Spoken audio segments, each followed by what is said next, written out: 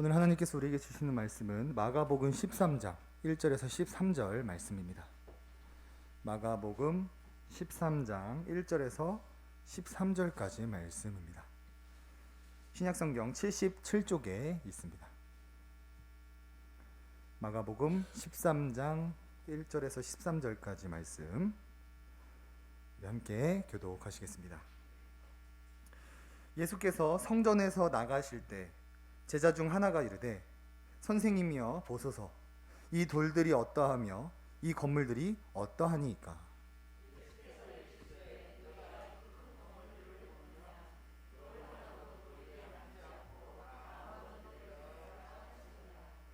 예수께서 감람산에서 성전을 마주대하여 앉으셨을 때 베드로와 야고보와 요한과 안드레가 조용히 묻되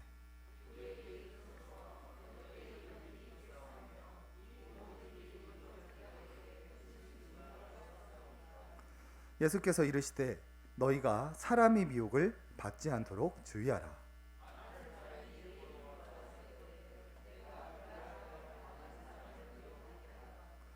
난리와 난리의 소문을 들을 때 두려워하지 말라.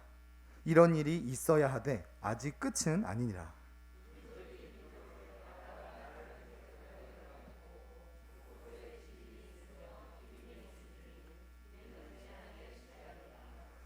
너희는 스스로 조심하라. 사람들이 너희를 공회에 넘겨주겠고 너희를 회당에서 매질하겠으며 나로 말미암아 너희가 권력자들과 임금들 앞에 서리니 이는 그들에게 증거가 되려 함이라. 사람들이 너희를 끌어다가 넘겨줄 때에 무슨 말을 할까 미리 염려하지 말고 무엇이든지 그때 너희에게 주시는 그 말을 하라. 말하는 이는 너희가 아니요 성령이시니라.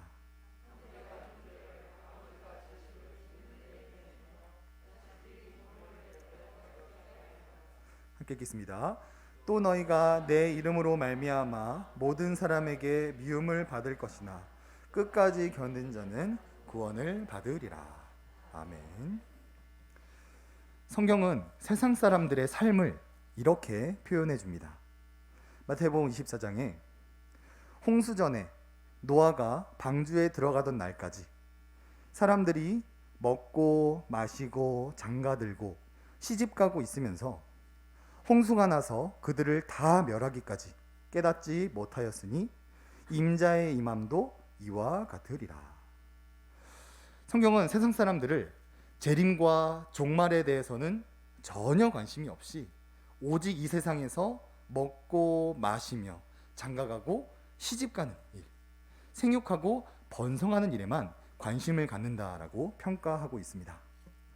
하지만 예수님이 우리에게 원하시는 삶은 생육하고 번성하는 일에 그치는 것이 아니라 예수님이 다시 오실 종말과 재림을 소망하고 기대하는 삶을 살아가기를 원하십니다. 그래서 예수님은 예루살렘에 입성하시자마자 하신 말씀이 재림에 관한 말씀이었어요. 마가복음 13장을 보시면 그때 인자가 구름을 타고 큰 권능과 영광으로 오는 것을 사람들이 보리라. 우리가 이 땅에서 생육하고 번성하는 것뿐만 아니라 주님의 오심, 종말을 기대하고 소망하기를 강조하시는 거죠. 그래서 오늘 이 시간에는 예수님께서 직접 말씀해 주신 재림과 종말에 대해서 우리가 함께 살펴보면서 종말에 대한 올바른 지식을 갖기를 원하고 이 지식을 가짐으로 말미암아 2023년에는 우리가 지금보다도 더욱더 재림과 종말을 기대하고 소망하는 그런 교회가 되기를 우리가 함께 이루어가기를 원합니다. 자, 먼저 우리는 저번 주에 예루살렘에 입성하시는 예수님의 모습을 살펴보았는데요. 마태복음 21장을 보시면 나귀와 나귀 새끼를 끌고 와서 자기의 겉옷을 그 위에 얹음에 예수께서 그 위에 타시니 무리의 대다수는 그들의 겉옷을 길에 펴고 다른 이들은 나뭇가지를 베어 길에 펴고 앞에서 가고 뒤에서 따르는 무리가 소리 높여 이르되 호산나 다윗의 자손이여 찬송하리로다. 주의 이름으로 오시는 이여 가장 높은 곳에서 호산나 하더라. 예수님께서 나귀 새끼를 타고 예루살렘에 입성하실 때 이스라엘 백성들은 예수님을 정치적인 메시아로 생각을 했습니다. 그래서 겉옷을 펴고 나뭇가지를 깐 뒤에 로마로부터 우리를 구원해 주시옵소서 오 호산나라고 고백을 하였습니다. 그리고 예수님께서 예루살렘에 입성하신 뒤에 성전에 가셔서 행하신 그 모습을 보고 이스라엘 백성들은 더욱더 기대를 하게 됩니다. 어떤 행동을 하셨냐면 마가복음 11장에 예수께서 예루살렘에 이르러 성전에 들어가사 모든 것을 둘러보시고 때가 이미 저물매 12 제자를 데리고 베다니에 나가시니라. 예수님은 왕으로서 예루살렘에 입성을 하신 뒤에 의도적으로 성전에 자주 방문을 하십니다. 그리고 마치 이 성전이 자기의 것인 양 이리저리 둘러보시고요. 성전에서 물건을 파는 자들을 쫓아내시기도 하시고요. 성전에서 말씀을 가르치기도 하십니다. 이 모습을 본 종교자들이 이렇게 묻게 되는데요. 마태복음 21장에 예수께서 성전에서 들어가 가르치실세 대제사장들과 백성의 장로들이 나와 이르되 내가 무슨 권위로 이런 일을 하느냐 또 누가 이 권위를 주었느냐라고 묻습니다. 예수님께서 성전에 들어가서 성전을 둘러보시고 가르치는 모습들이 굉장히 권위가 있었다라는 것을 알 수 있죠. 제자들과 이스라엘 백성들은 이 예수님의 모습을 바라보면서 저분이 정말 우리를 구원할 메시아구나라고 생각을 했습니다. 그래서 오늘 본문 1절에 이렇게 묻습니다. 예수께서 성전에 나가실 때 제자 중 하나가 이르되 선생님 보소서 이 돌들이 어떠하며 이 건물들이 어떠하니까. 성전을 둘러보고 나가시는 예수님에게 제자들이 이렇게 질문을 하는데요. 이것은 헤롯 성전에 대한 물음일 수도 있지만 예수님이 정말 정치적인 메시아로 오셨는지 질문을 하는 것이었습니다. 당신이 정말로 우리가 그토록 기다리던 메시아가 맞습니까? 이 성전을 중심으로 쿠데타를 일으켜서 로마를 정복하실 분이, 우리에게 자유를 주실 분이 당신이 맞습니까?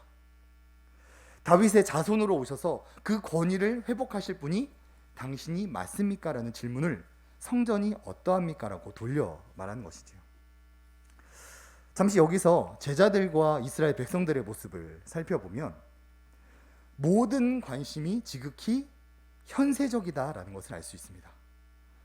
예수님이 이 땅에 오신 이후 예수님의 구원 사역, 예수님의 재림과 종말에 대해서는 전혀 관심이 없이 그냥 세상 사람들처럼 먹고 마시고 장가가고 시집가는 일에만 제자들과 이스라엘 백성들이 관심이 있었다라는 것을 알 수 있어요. 그래서 예수님은 뚱딴지 같은 대답을 해주십니다. 우리 2절을 함께 읽어볼까요? 예수께서 이르시되 내가 이 건물들을 보느냐 돌 하나도 돌 위에 남지 않고 다 무너뜨려지리라 하시니라.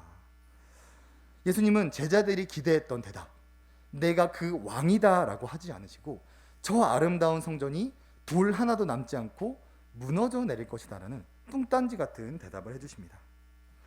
제자들이 기대했던 대답과는 정반대인 것이지요. 그래서 불안한 마음이 들었던지 4명의 제자가 조용히 찾아와 이렇게 질문을 합니다. 본문 3절 4절에 예수께서 감람산에서 성전을 마주대하여 앉으셨을 때 베드로와 야고보와 요한과 안드레가 조용히 묻되 우리에게 이르소서 어느 때에 이런 일이 있겠사오며 이 모든 일이 이루어지려 할 때에 무슨 징조가 있사오리까. 저 아름다운 성전이 무너지게 될 때 어떤 징조가 있을까요?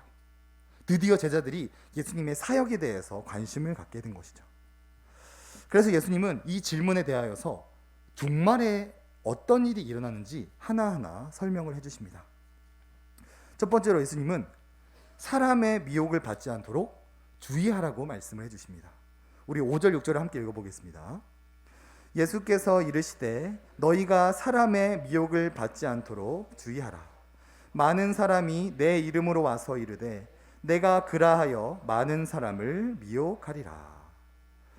예수님은 종말의 때, 재림의 때가 다가오면 수많은 사람들이 자기 자신을 예수다라고 칭하며 우리를 미혹하게 될 것을 예언하십니다. 오늘날의 모습이 딱 이러하죠. 자기 자신을 재림 예수라고 소개하는 사람들이 지금 50명이 넘고요. 여호와의 증인, 하나님의 교회, 신천지 같은 이단들은 개교회보다 훨씬 더 커져서 전 세계에 거짓 복음을 선포하고 있습니다. 예수님께서 제자들에게 말씀해 주셨던 재림의 징조가 우리 눈앞에 지금 다가와 있는 것입니다. 하지만 우리가 종말에 대해서, 재림에 대해서 관심을 갖지 않고 기대하고 소망하지 않는다면 이렇게 눈앞의 징조가 가까이 왔음에도 불구하고 이것을 알아차리지 못하고 그냥 세상 사람들처럼 먹고 마시고 장가가고 시집가는 일에만 집중하며 살 수밖에 없습니다. 또한 예수님은 이렇게 말씀해 주십니다. 난리의 소문을 들을 때 두려워하지 말라. 우리 7, 8절도 함께 읽어보겠습니다. 난리와 난리의 소문을 들을 때 두려워하지 말라. 이런 일이 있어야 하되 아직 끝은 아니니라. 민족이 민족을, 나라가 나라를 대적하여 일어나겠고 곳곳에 지진이 있으며 기근이 있으리니 이는 재난의 시작이니라. 마치 오늘날의 모습을 그대로 적어 놓은 것 같습니다. 오늘날 모습이 어떠합니까? 남녀 간의 갈등, 세대 간의 갈등, 종교 간의 갈등, 국가 간의 갈등, 정치 간의 갈등.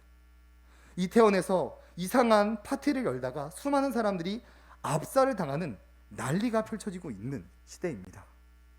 전 세계적으로 보면 어떠합니까? 각 나라에서 수많은 나라들이 이상기후를 겪고 있고요.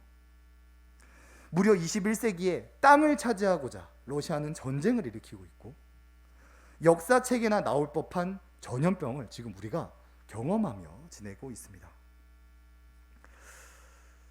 이처럼 우리가 종말과 재림에 대해 조금만 관심을 갖는다면 우리 삶에 얼마나 가까이 이 종말의 징조가 왔는지 알 수 있는 것이죠. 그런데 예수님은 8절 하반절에 이렇게 말씀하십니다. 우리 함께 읽어볼까요? 이는 재난의 시작이니라. 지금도 적그리스도가 나타나고 기근, 전쟁, 난리가 일어나고 있는데 예수님은 이것은 시작에 불과하다라고 말해줍니다. 우리 삶에 이렇게 징조가 가득한데 예수님은 이것은 시작에 불과하기 때문에 이런 것들을 통해 두려워하지 말라라고 말씀하고 있는 거예요. 그리고 더 무서운 이야기를 해주십니다. 3번에 박해를 조심하라고 말씀해 주세요. 우리 9번을 함께 읽어보겠습니다. 너희는 스스로 조심하라. 사람들이 너희를 공회에 넘겨주겠고 너희를 회당에서 매질하겠으며 나로 말미암아 권력자들과 임금들 앞에 서리니 이는 그들에게 증거가 되려 함이라. 예수님은 미혹, 난리와 소문, 이상기후, 전쟁, 기금, 전염병 이런 것들은 시작에 불과하다라고 말씀하시면서 정말 종말의 때, 재림의 때가 다가오면 실질적인 박해가 있을 것을 예언해 주십니다. 지금 차별금지법이 넘어간 이 유럽의 사례들을 제가 몇 개 가져왔는데요. 캐나다에서 사역하고 있는 데이비드 림 목사가 동성애를 반대하는 설교를 하던 중에 동성애자들한테 폭행을 당하고 체포를 당하는 일이 있었습니다. 폭행한 사람을 체포하지 않고 동성애 반대를 한 설교자를 체포하는 시대가 와버린 거예요. 영국에서 사역하고 있는 토니 미아노 목사는 역시 동성애를 반대하는 설교를 하다가 동성애자 가족에게 신고를 당해서 체포를 당하는 일이 있었고요. 스웨덴에서 목회를 하고 있는 아케그린 목사는 동성애가 죄라고 설교했다가 징역 1개월 선고를 받아 감옥에 갔다 오기도 하였습니다.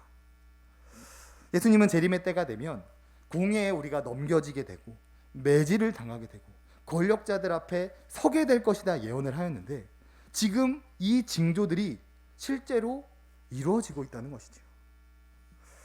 하지만 수많은 그리스도인들이 이 재림의 징조를 깨닫지 못하고 여전히 먹고 마시고 장가가고 시집가는 일에만 관심을 쏟고 있는 일이 오늘 교회 현 주소입니다.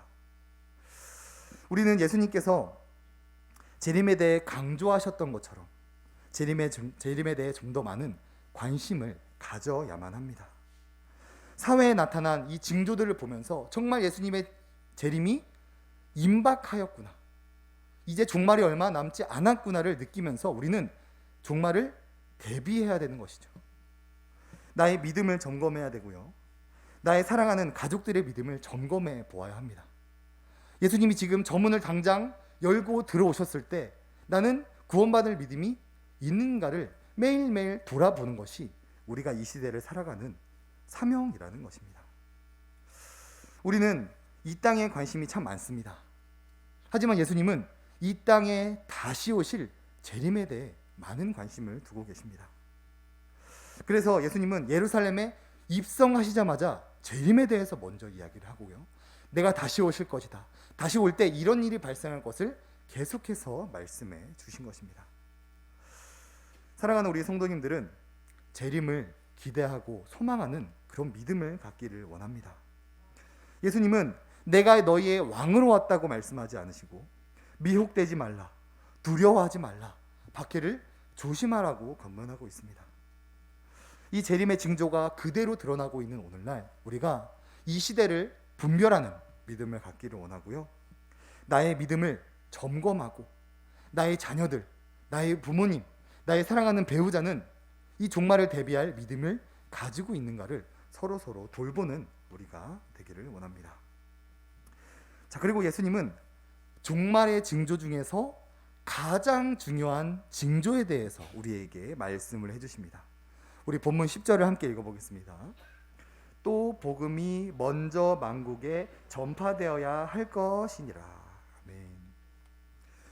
종말이 임박하였을 때, 재림이 가까이 다가왔을 때 여러 징조들이 나타나게 되는데요, 그 중에서 가장 진정한 종말의 징조는 복음 전파라고 말씀해 주십니다. 병행복문인 마태복음에 이 내용이 조금 더 자세하게 기록이 되어 있습니다.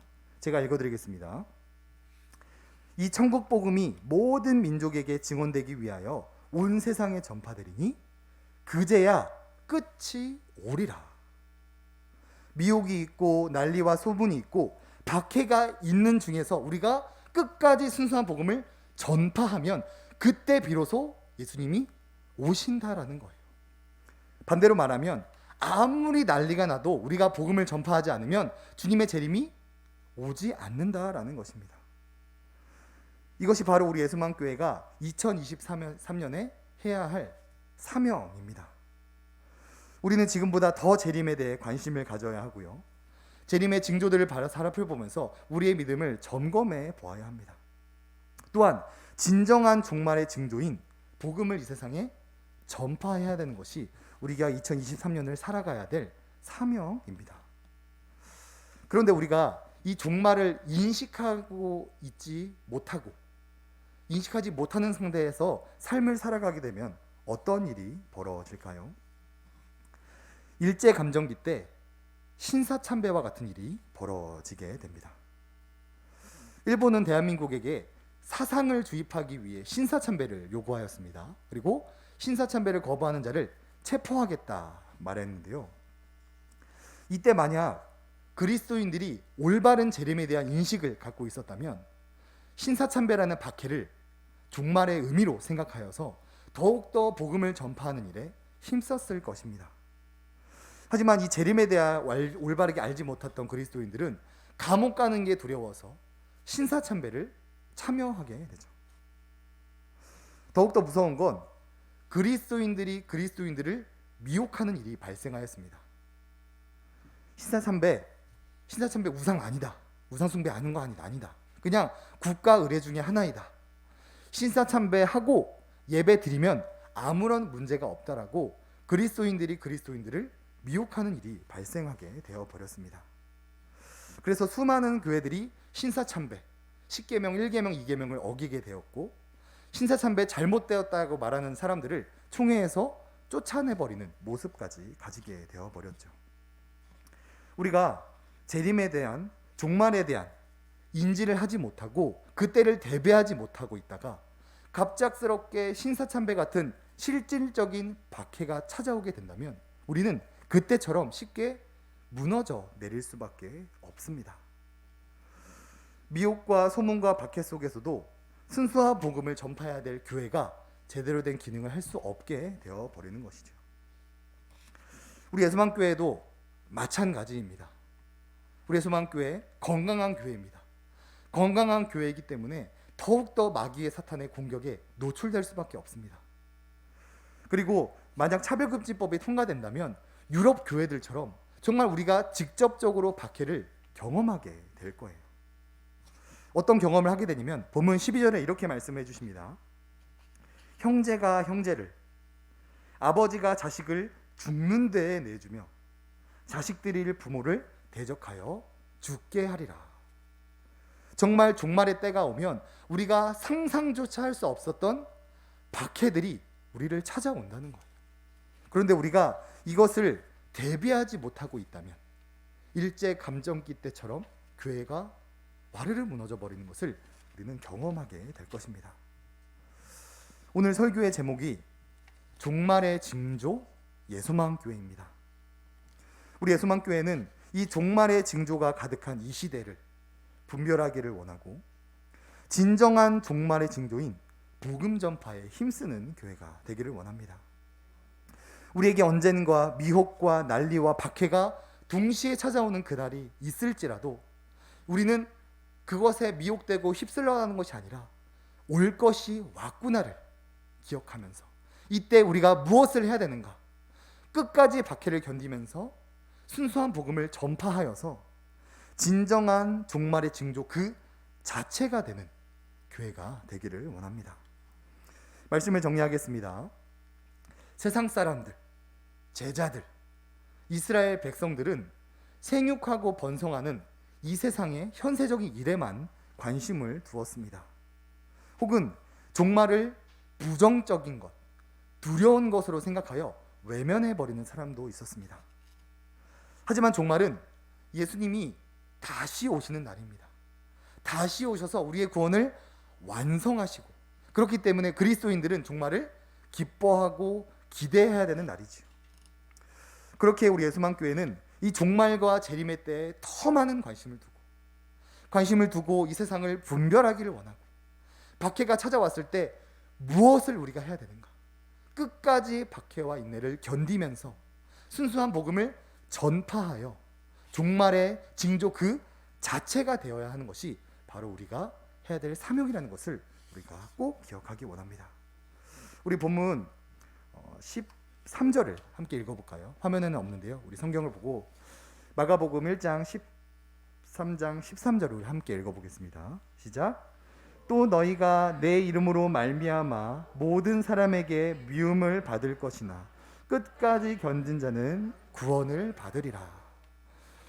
우리 예수만교회가 미혹과 난리와 소문과 박해가 동시에 찾아올지라도 끝까지 견디며 순수한 복음을 전파함으로 말미암아 노아의 때 같은 시대가 왔을 때 물에 빠진 자들을 건져내는 교회, 영혼을 살리는 교회, 마지막 때에 하나님께서 사용하시는 교회 뿐만 아니라 우리의 영혼 또한 구원받게 되는 그런 교회가 되기를 주님의 이름으로 소원합니다.